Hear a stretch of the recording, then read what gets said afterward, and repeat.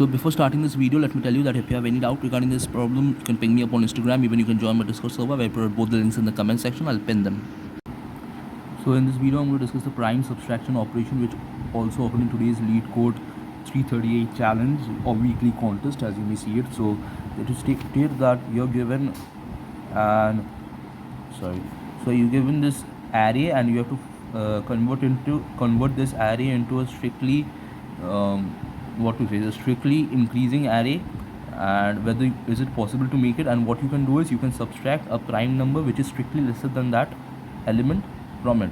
Okay, so the output will be the first one it will be true, the second one it will be true, and the third one it will be false.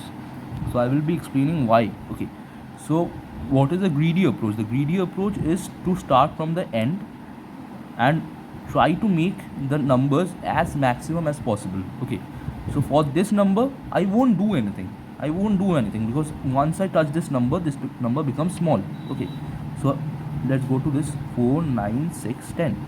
So once I touch this number will become small if I subtract any prime number from it, so I won't touch it. For 6 is also lesser than 10, so I won't touch it. 9 is not lesser than 6, so I have to touch it.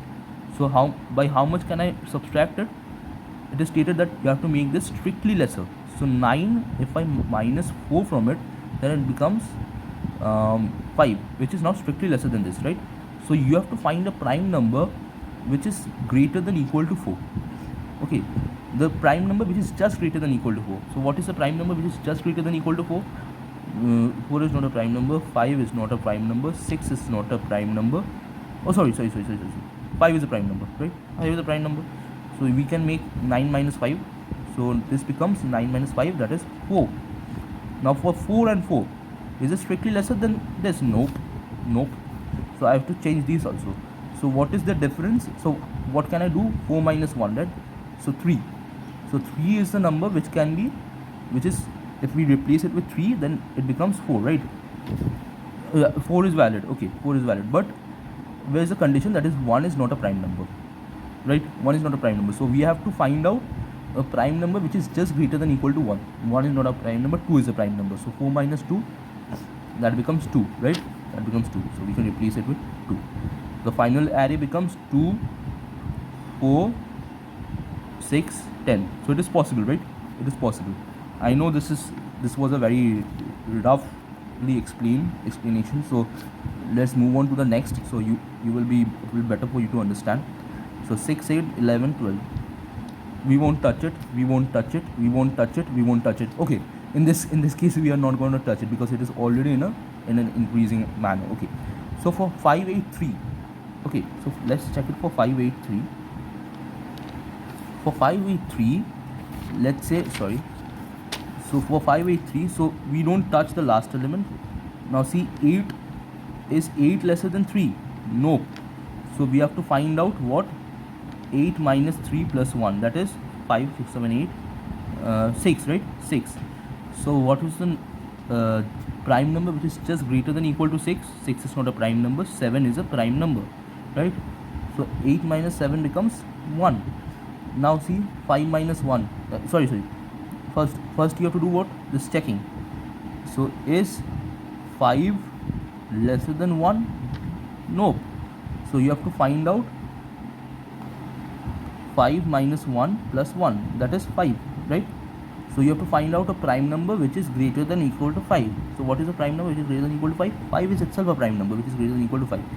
So we can replace 5 with 5 minus 5, that is 0. But remember one thing, the condition that was mentioned in the question was we can't subtract a prime number. We have to subtract a prime number which is lesser than that number, right?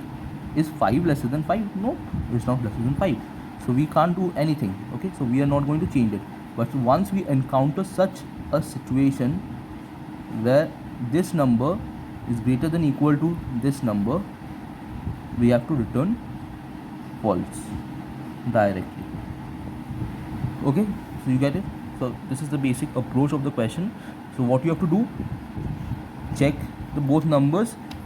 If this number, okay, let me make it a little bit more clear. For every element, check if ARR of I is lesser than ARR of I plus 1. If this is true, you have to do nothing, but if this is false, then you have to check your, let's say, lowest. Okay, let's say the lowest is ARR of I minus ARR of I plus 1 plus 1. Okay, then you have to find while not prime, that is lowest is not prime, you have to make lowest plus plus, right? And then you have to make ARR of I minus is equal to lowest. Now the condition is if ARR of I is lesser than equal to 0, that is this number is lesser than equal to 0, after overwriting it we can simply return false. And if no such condition arises, we can directly return true. Okay, so this is the checking, and if no such condition arises, you can, outside the loop, you can return true. So this is the basic code behind this. So like not the basic code, but this is the basic logic behind this. So this is it. That's it. Thank you.